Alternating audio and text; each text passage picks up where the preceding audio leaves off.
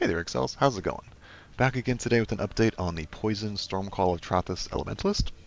I am now level 97, and I finally found my NV Merc.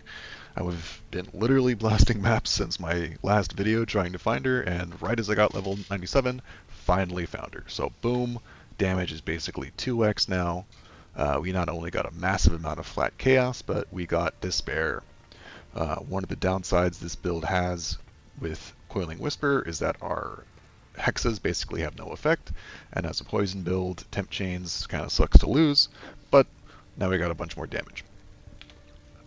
So this was a build concept that I had the moment I saw this skill was announced. I'm a big sucker for anything Awakened Spell Cascade works with, AoE spells, self-cast, poison, fizz, all that. So I am primarily scaling this via cold iron points. There are some options you could go for with like a rare staff maybe, but it's just hard to beat the efficiency you get here. You can get a good implicit, and then something like Unholy Might, which converts all of your fizz to chaos and then gives you wither. Really, really strong. Covenant is a really great body armor for this because not only does Stormcall have a good damage effectiveness, but the downside of adding a life cost equal to mana cost is ignored because Stormcall Trarthus doesn't have a mana cost. Aside from that, we're just going for Dragon's Fang, just straightforward utility, lots of damage and mana reserve. And then our rares are basically res and stats and AoE. Life regeneration speed's a pretty good prefix here. I do need to get to shock avoid, so I'm going to be recrafting my boots and belt for shock avoidance. Got a pretty good corrupted blood jewel here.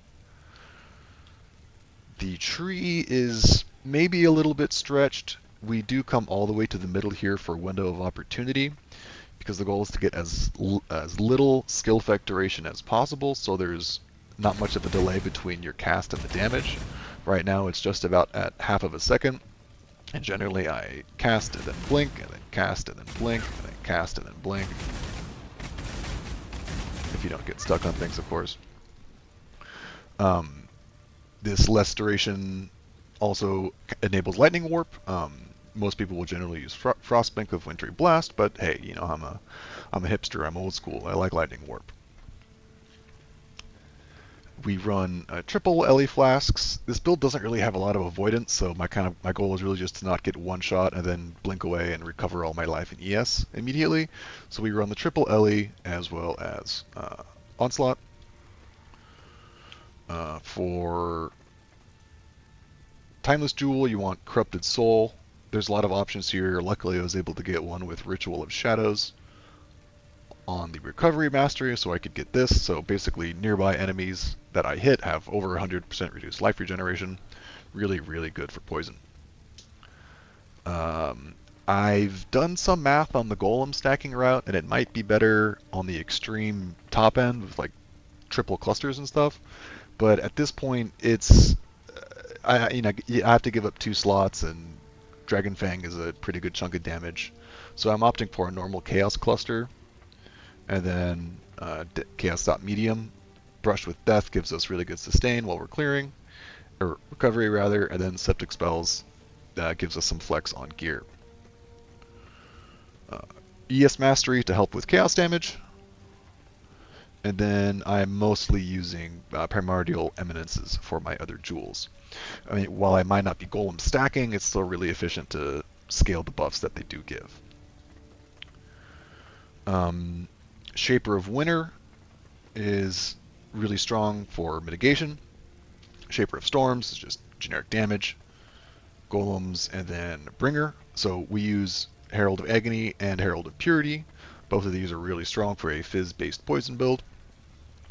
Herald of Agony gives us something like 40-ish poison chance.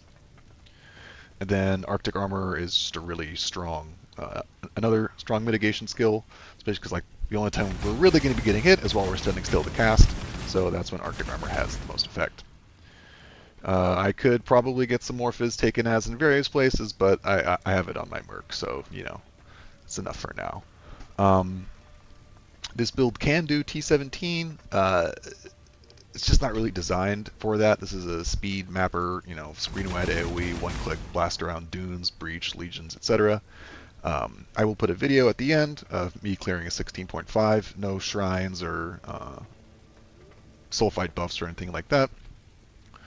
That's really just what it's meant for. I did do a couple T17s, as you can see, but it's just kind of rippy. The build, it's just not what the build's designed for. One important note for DPS is when you cast your Cascade with enough AoE, you're going to be getting triple overlaps at these diagonal spots. So if you're standing, you basically want to have the boss in one of these locations to ensure you're getting the most overlaps and the most hits. That'll stack poison the fastest. We're right around 2 or 3 mil poison DPS. Let me pull up the old PoB here.